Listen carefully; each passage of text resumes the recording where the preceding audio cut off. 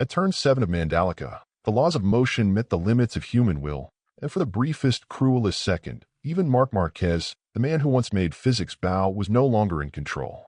The telemetry screamed first, a front tire pressure drop of 0.04 bar, a trajectory deviation of half a meter, and an impact load peaking at 28.6 G, numbers that, in isolation, mean nothing, yet together rewrote the destiny of a season. Marco Bezzecchi's miscalculation, a whisper of throttle where precision demanded stillness, became a catalyst for chaos. The Desmosedici and the Aprilia touched not like rivals, but like colliding worlds, each trying to occupy the same breath of air on a track too narrow for error. Marquez's body became an extension of pure mechanics, muscles tightening milliseconds before his mind could process disaster, sensors and gyroscopes still feeding data long after the rider was airborne. The high side unfolded like a slow-motion betrayal, shoulder hyperextended, ligaments stretched to their mechanical limits, bone twisting into obedience until it refused. For an instant, gravity hesitated, as if unsure it had permission to pull down a god. Then came silence, the kind that follows detonation, broken only by the hiss of gravel and the thud of reality. Mandalika's sun reflected off the fallen bike, shimmering like a relic of hubris, while the paddock watched in suspended disbelief. The runoff gravel, meant to save, became an accomplice to injury, multiplying the force, amplifying the violence. Marquez lay still, not broken but paused, his heartbeat sinking with a hum of medical scanners instead of an engine's pulse. The telemetry would later confirm what the world already felt. Perfection had met its boundary, and the cost of milliseconds had finally been paid in flesh. That corner, already haunted by his past, had claimed another piece of his legend. Yet in that silence, amid fractured ligaments and fractured expectations, a deeper truth began to echo. Heroes don't fall because they are reckless. They fall because they refuse to slow down for history. And so, from the ashes of that single merciless moment at turn 7, began the story of a weekend that was never meant to change history, but did, rewriting calm routine into legend's undoing. The air above Mandalika shimmered like molten glass, heavy with tropical heat and the quiet arrogance of a season already conquered. Marc Márquez arrived not as a man chasing glory, but as one orbiting it, a rider who had bent destiny into the shape of his will. The paddock smelled of fuel, sunscreen, and the complacency that follows victory, for Ducati had already claimed the Triple Crown and Japan's triumph still burned like champagne in the blood. Cameras followed him through the pit lane, yet his walk carried a stillness that unsettled even those who worshipped his chaos. One more race, he murmured beneath his helmet, a private vow to close the circle before rest would claim him. Beneath the calm, though, his mechanics sensed an unease, a subtle tremor in the choreography of a man too familiar with pain's handwriting. The Mandalika track glistened under a punishing sun, its asphalt grained sharp as sandpaper, designed for precision but intolerant of arrogance. Marquez's Desmosedici GP26 purred with the low menace of a sleeping predator, its engine temperature hovering near 85 degrees Celsius, the sensors whispering perfect equilibrium. He laughed with his crew chief, a short sound, brittle and bright. The journalists, eager for quotes, called him a mortal. He only shrugged, for immortality, he knew, is merely the illusion that the body won't betray the spirit. The countdown began, engines screamed, and in that instant, history seemed ready to yawn rather than roar. He remembered Japan, the tears, the anthem, the title sealed, and thought, now let's just finish clean. Onboard telemetry pulsed beneath his gloves, every vibration translating into trust. He was the axis around which the paddock spun, the calm eye in a storm that had yet to arrive. The race director's flag sliced the air, a clean gesture pregnant with inevitability. The bikes launched, each a projectile of ambition, but Marquez's start was surgical, neither desperate nor complacent. Perfect traction, he told himself, voice lost beneath the howl of the engine. In the first corners, the choreography held, each rider tracing the invisible geometry of control. But beyond turn 6, the world tilted. Expectation dissolved into something jagged, raw, unrepeatable. What began as routine began to tremble, like a string stretched too far, about to snap under the weight of fate. And when the silence came, after the scream, the skid, the dust, it was the kind that rewrites memory. Turn 7 of Mandalika has always carried the sound of prophecy, a corner that remembers pain better than victory. The asphalt there gleams darker, polished by fear and rain, its camber deceptive like a smile hiding a knife. In 2022, it nearly took everything from him, his shoulder, his nerve, his identity, and yet here he was again, tracing the same fatal arc as if destiny demanded repetition. Marco Bezzecchi's approach was a fraction late, but in MotoGP, a fraction is an eternity can fit inside one heartbeat. The telemetry would later show Bezzecchi's front tire pressure had dipped by 0.04 bar, enough to dull feedback through the forks and make the Ducati drift half a meter wider than planned. That half meter became history's hinge. Marquez saw the shadow in his peripheral vision, felt the breath of another rider too close too soon. Not again, his mind whispered, a reflex buried in scar tissue. He's lost it, screamed the commentator as the two bikes kissed at 240 kilometers per hour, a metallic snarl swallowed by chaos. In an instant, gravity betrayed him. The Desmosedici spun like a coin on stone, and Marquez was ejected, arms open, a red comet slicing through Mandalika's humid sky. For a second, time stretched. He could see the horizon invert, the crowd blur, the marshals freeze. The impact came like a sentence being finished, abrupt, final, merciless. Sensors from the bike recorded a deceleration spike of 28.6 G, enough to jolt the human skeleton into memory. The gravel bit his shoulder, tore his glove, filled his helmet with a soundless roar. Alex Marquez, arriving milliseconds later, tried to swerve but was caught in the ricochet of destiny, his trajectory collapsing into the same nightmare. Bezzecchi's bike cartwheeled beside them, spraying carbon and disbelief. The marshals ran, flags waved, but for a moment the circuit itself seemed mute, as if holding its breath out of respect. Inside his visor, Marquez lay still, eyes open, counting the seconds, whispering, "Move, damn it, move." His fingers twitched, life answered, but pain replied louder. Later, as medics lifted him, he thought not of championships or records but of repetition, the cruel rhythm of fate that had returned him to this cursed corner. And somewhere beyond the noise, someone said softly, "He's conscious," and the paddock exhaled as if waking from a bad dream. Under the fluorescent quiet of Madrid's Ruber International Hospital, the smell of antiseptic replaced the scent of fuel, and Marc Márquez lay still, wrapped in the sterile geometry of consequence. His right shoulder, the very hinge of his defiance, throbbed with a rhythm older than pain, a reminder that even legends are built on fragile bone. The scans told a story more precise than rumor, a fracture at the base of the coracoid process, that small hook of bone anchoring ligaments essential to balance and steering. "It's clean," murmured Dr. Samuel Antonia, eyes on the monitor, "but you'll need time, not courage." The phrase landed harder than morphine. Dr. Ignacio Roger Dana traced the fracture line with a penlight, explaining how millimeters can decide the difference between full strength and permanent hesitation. Time, thought Marquez, the only rival I can't overtake. The ligaments, those invisible strings guiding every countersteer, had stretched like old violin wires, yet not snapped.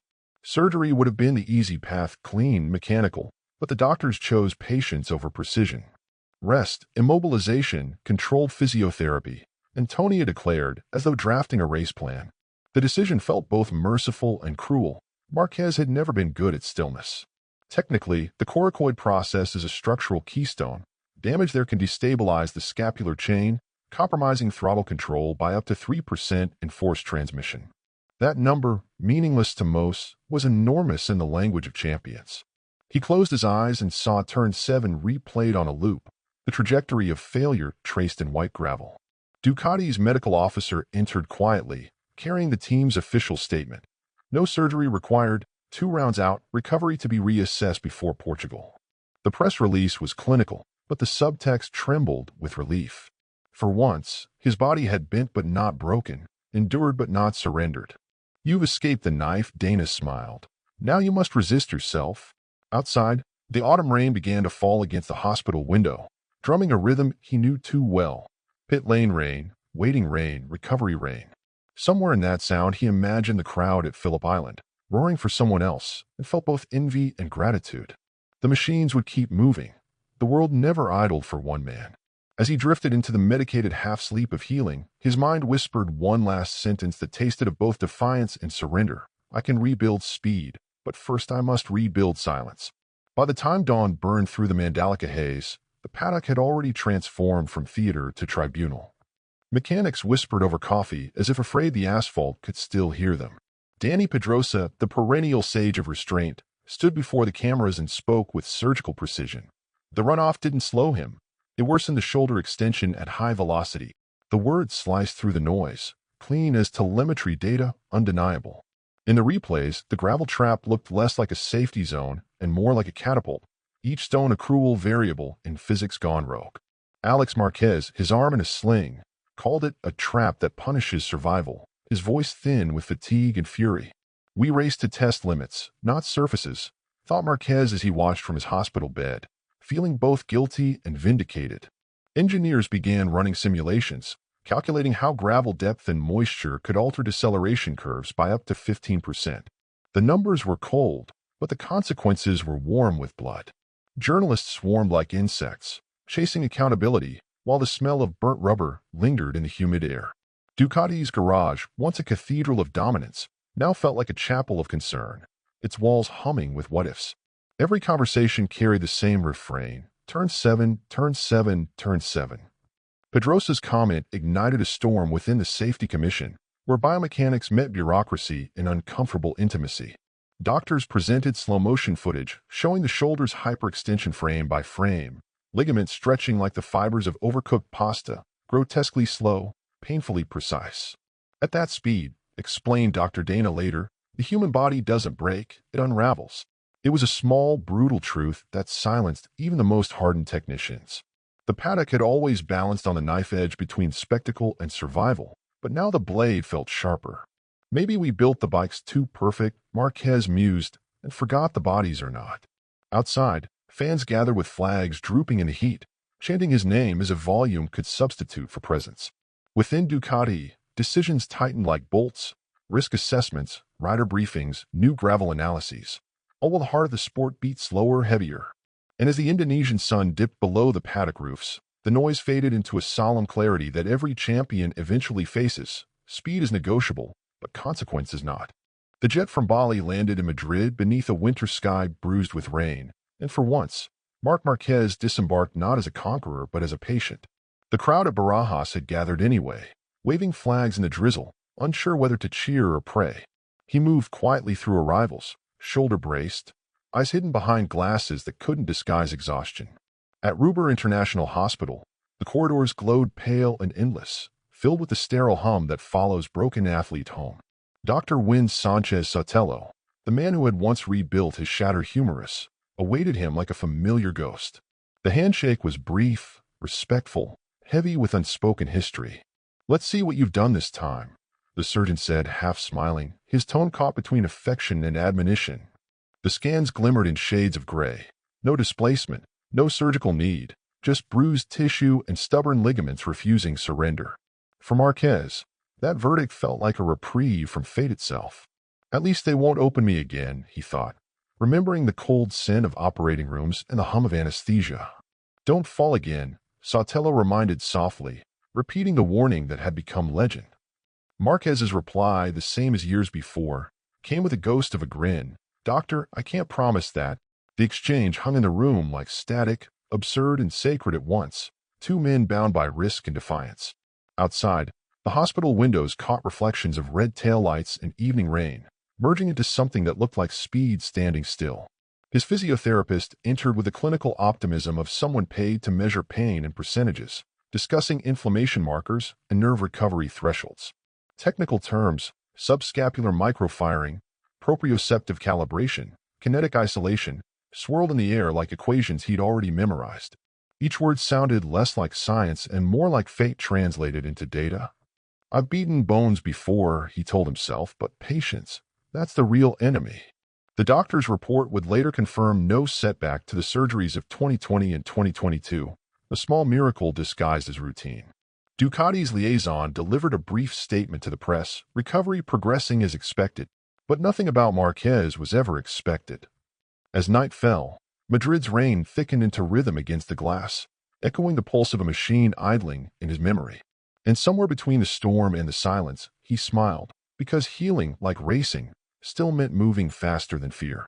Inside Ducati's Borgo Panigale headquarters, the air vibrated not with panic but with precision, the kind of silence that follows a storm well contained. The whiteboards once filled with championship equations now bore new symbols, data streams, sensor graphs, simulation paths for 2026. Davide Tardozzi moved between engineers with the measured calm of a man steering a ship through fog, repeating the mantra, "We don't rush a champion. The statement was both policy and prophecy. With all three titles secured, Ducati had earned the rare luxury of patience, a currency few teams ever possess. "We must think of 2026, not Valencia," he told the press, his tone a blend of authority and paternal care. Michele Pirro's name surfaced almost immediately, a quiet constant in the Ducati ecosystem, a test rider turned silent savior. Under current concession rules, there would be no wild cards. Pirro's role would be clean substitution, no glamour, just duty. They can trust him, thought Marquez from Madrid. Watching the announcement on a tablet, he knows the bike like a heartbeat. In Pirro's hands, the Desmosedici will become less weapon and more laboratory, a moving algorithm harvesting telemetry through real races. Engineers smiled at the prospect, an unexpected gift hidden in misfortune. The crash, once disaster, now became data. Ducati's technical department planned to test revised traction maps and aero trims developed for the 2026 prototype, exploiting the absence of championship pressure. "When we can't win points, we can still win time," joked Gigi D'Aligna, his grin thin but sharp. Tardozzi agreed. Marquez's forced rest had created breathing space in a sport addicted to momentum. The team would rotate engineers between Pirro's races, exposing young technicians to live analytics, usually reserved for the preseason.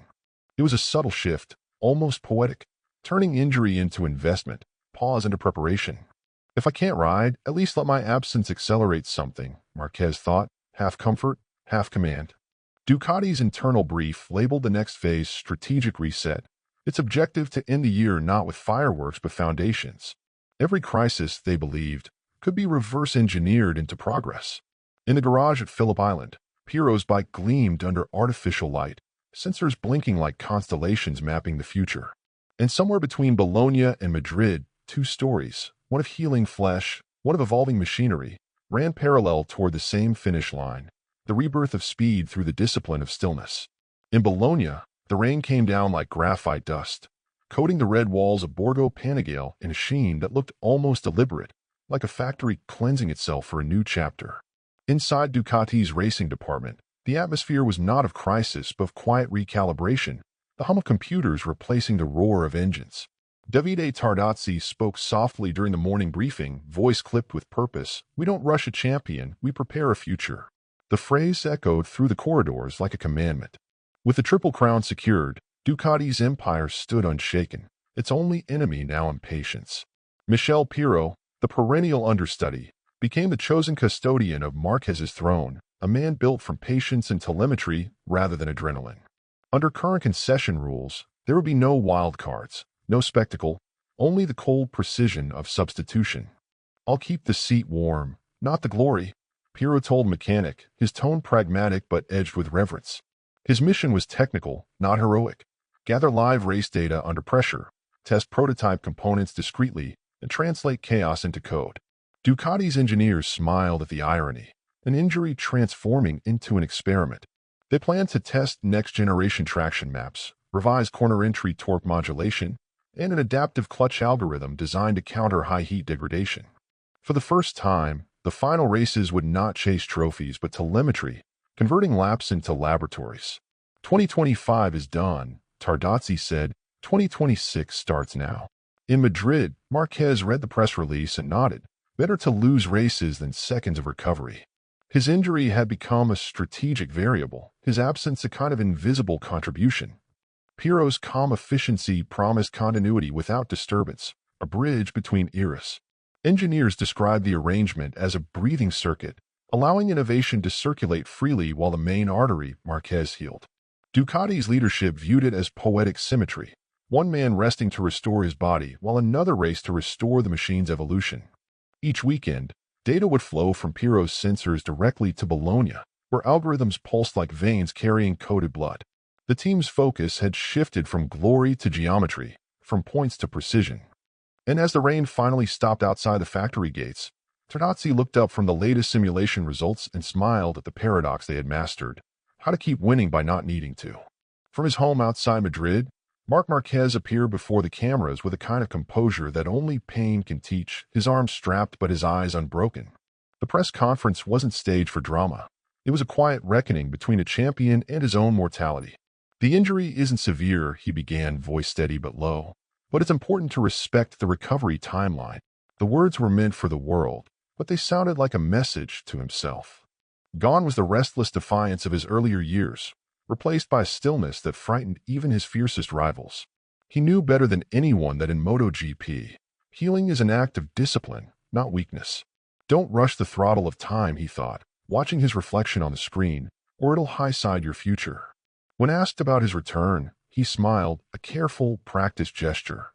My goal is to be back before the end of the season, he said, but without rushing things. Behind that calm statement lay the unspoken arithmetic of recovery. 4 weeks for ligament stabilization, 2 for muscle reactivation, 1 for calibration between fear and control. His physiotherapist had built a schedule precise as a race map: 1 hour of passive mobility, 2 of cryotherapy, and endless repetitions of patience. Portugal was circled in red ink on the calendar, a symbol of ambition. Valencia, in blue, the mark of reason. Ducati's communications team framed his words as reassurance, but fans heard confession, a man learning to coexist with fragility.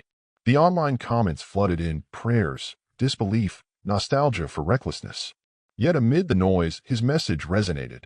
The champion was evolving from a warrior into a strategist. Every race I miss, he later told a Spanish reporter, is a corner I take in my head instead of on track. The metaphor struck like a revelation. He wasn't retreating, he was rerouting. Those closest to him noticed the change. His voice slower, movements deliberate, ego tempered but alive. Even his surgeon remarked, half in awe, he's finally letting biology win a race. Outside his window, the Madrid rain turned the streetlights into shimmering circuits, each droplet reflecting a possible comeback. And in that silence, between ambition and acceptance, Marquez whispered to no one, I'm not done, I'm just reprogramming speed. Phillip Island waited for him like an unplayed song, the sea wind heavy with what-ifs, but Marc Márquez would not hear it this year. The circuit that once felt like an extension of his instinct now existed only on the monitor in his recovery room, each replay a gentle cruelty. Missing it meant surrendering the chase for his own record, 13 wins in a single season, an ambition quietly erased in favor of something more enduring. Maybe this is the year I learned to win by stopping, he told his brother, half smiling, half aching. That sentence carried the weight of maturity disguised as irony. In a sport built on acceleration, he was finally mastering the art of deceleration. Doctors praised his restraint. Physiologists measured the calm pulse of a man who used to measure himself only by heartbeats per lap. Play the long game, he thought, build the body the way you built the legend, 1 scar at a time.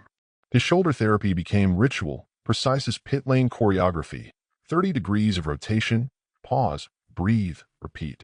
The ligaments, once silent accomplices of aggression, now demanded conversation instead of command. Davide Tardozzi called his approach the evolution of a predator into a tactician, a sentence that spread through the paddock like gospel. Analysts pointed out that his decision preserved more than health. It preserved narrative control. For the first time in years, Marquez was riding his own pace rather than chasing someone else's.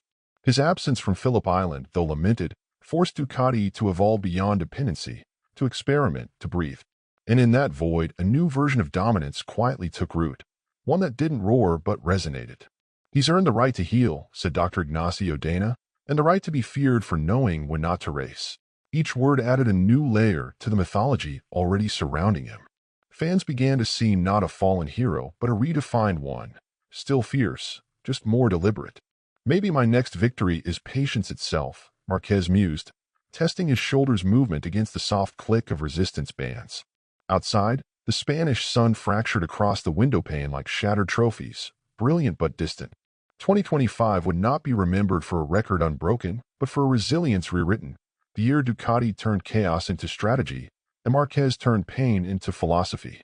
And when history revisits this chapter, it will not whisper about missed races, but marvel at how a man built for speed finally learned how to stop, just long enough to last forever. The chronicles of Marc Márquez have always read like scripture written in tire smoke, miracles etched in asphalt, faith measured in lap times. From near-fatal highsides to the dizzying peaks of 9 world titles, he has wrestled gravity into obedience, bent pain into rhythm. Yet now, his fiercest rival does not roar beneath him. It ticks invisibly through days and nights, the quiet tyranny of time. Recovery, that unseen circuit, stretches longer than any race he's ever run. What he did will remain in the history of world sports, his surgeon once said, and those words echo still, heavy with both awe and warning. For the first time in years, Marquez's horizon isn't framed by corners and straights, but by hospital walls and the metronome of healing. So this is the new race he muses against stillness, against forgetting what speed feels like. Each morning begins with discipline disguised as monotony: stretch, ice, measure, breathe, small victories replacing checkered flags. The room smells of antiseptic and persistence, a strange perfume for a man accustomed to petrol and risk. He watches old races not to relive them, but to remember the language his body once spoke fluently. Doctors measure progress in degrees of motion. He measures it in moments when the ache softens into purpose. Outside, Ducati's engineers are already sculpting the machine of 2026, and he imagines its growl like a promise waiting to be kept. Davide Tardozzi calls him daily, not to rush him, but to remind him he's still the heartbeat of their empire. Fans flood social media with messages that read less like support and more like devotion, proof that his mythology has outgrown his mileage. In interviews, rivals speak of him with a mixture of fear and reverence, knowing that silence is merely the inhale before his next storm. "Time is my new teammate," he jokes, but the smile carries both humor and truth. For time, like a stubborn engine, demands respect before cooperation. Each day he endures its pace, not to defy it but to synchronize with it. If I can master time, he thinks, I can master everything. The metaphor lands with the weight of prophecy. Because what began as recovery is evolving into reinvention, and the next chapter of his story won't start with a start light but with a heartbeat, steady, patient, waiting to ignite.